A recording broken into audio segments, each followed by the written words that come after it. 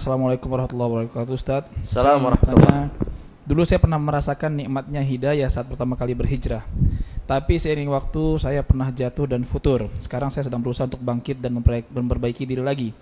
Namun saya merasakan perjuangannya terasa lebih berat dibandingkan dulu saat awal mendapatkan hidayah. Apa yang sebaiknya saya lakukan, Ustaz, agar bisa istiqomah dan tidak mudah jatuh lagi? Mohon nasihatnya dan doanya, Ustaz. Jazakallahu khairan wa barakallahu fikum. Allah yabarik fik. Semoga Allah menjaga kita semuanya di atas hidayah, di atas kebenaran, di atas kebaikan. Amin. Yang pertama, hadirin yang rahmati Allah, Rasulullah sallallahu alaihi wasallam itu sudah menjelaskan segalanya kepada kita. Termasuk apa yang bisa menjadi obat bagi futur yang dialami oleh hamba-hamba Allah. Apa yang harus dilakukan sebenarnya? Di mana Nabi Muhammad SAW beliau mengatakan dalam hadis riwayatkan Imam Ibnu Hibban dengan sanad yang sahih, Rasulullah sallallahu alaihi wasallam mengatakan, inna likulli amalin syirah wa likulli syiratin fatrah. Setiap amalan itu ada masa semangat, masa menggebu-gebu. Dan itu sering terjadi di masa awal-awal ketika hijrah. Betul tidak jemaah? Wah, menggebu-gebu. Pokoknya semua orang salah, dia yang benar, sudah enggak ada lagi sudah. Pokoknya udah wah nikmat, baca Quran baru bismillah udah nangis. Baru bismillah udah nangis. Auzubillah, udah langsung nangis. Ya, tapi Nabi mengatakan walikulli syiratin fatrah. Tapi setiap amal yang seperti ini, masa yang seperti ini, ada masa lemahnya, ada masa futur.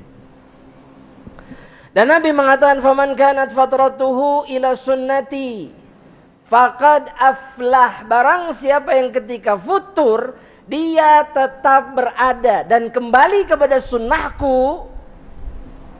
Salahnya kebanyakan orang itu ketika futur dia meninggalkan kebaikan. Itu salahnya. Kajian enggak, datang ke masjid enggak. Apa yang bisa diharapkan? Obat apa yang bisa mengobati kefuturannya jika keadaannya seperti ini? Enggak bisa. Justru yang selamat itu adalah yang tetap memaksakan dirinya meskipun berat untuk tetap berada di atas jalan ini. Ya. Nah, yang gini-gini mau datang ke masjid, duduk di pojokan, kemudian tidur, silahkan. Yang penting datang. Kenapa? Karena sebenarnya Anda nggak mau datang sebetulnya, tapi Anda maksain. Anda lagi nggak pengen denger, hati ini susah menerima. Datang, duduk. Ya, mau nyender ke tiang atau masuk ke dalam tiangnya sekalian, silahkan. Iya, bener. Mau di antara jendela kayak apa terserah, silahkan. Tapi jangan pernah meninggalkan ini. Karena merekalah yang kata Nabi aflah, merekalah yang selamat, merekalah yang beruntung. Kita tahu orang-orang yang futur kemudian meninggalkan sunnah Nabi, seringkali mereka tidak pernah kembali lagi.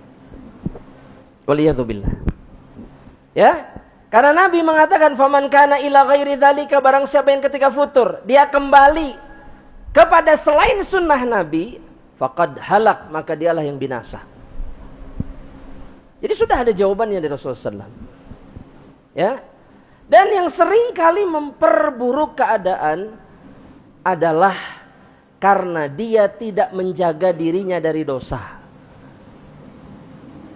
Ya, banyak orang-orang yang hijrah dan kemudian merasakan manisnya hijrah iman dan amal saleh, tapi kemudian menganggap remeh dosa-dosa yang mereka lakukan. Ya. Setelah mengenal tauhid, mereka menganggap yang penting tauhid. Karena tauhid menghapuskan dosa-dosa dan seterusnya. Akhirnya apa yang terjadi? Ketika melakukan dosa mereka biasa. Karena merasa selamat. Sedangkan para sahabat Nabi seperti yang dibilang tadi, mereka tidak pernah menganggap kecil dosa yang mereka lakukan. Makanya mereka selalu bersegera untuk menghapuskan jejak dosa mereka. Jelas sampai di sini jemaah? Jelas? Dan semoga Allah jaga kita semuanya. Dan jangan lupa berdoa. Ya. Doanya antum hafal semua, apa doanya? Tuh, enggak usah dikasih clue aja langsung jawab. Ya muqallibal qulub. Tapi ana yakin doa itu kadang-kadang kita baca. Ya, yang lebih sering apa? Rabbana atina fid dunya hasanah atau Allahumma inni as'aluka ilman. Padahal Nabi tidak pernah berhenti Dan doa yang paling banyak kata Ummu Salamah yang dibaca oleh Nabi adalah ya muqallibal qulub tsabbit qalbi ala dinik, padahal hati Nabi tidak akan pernah bolak-balik.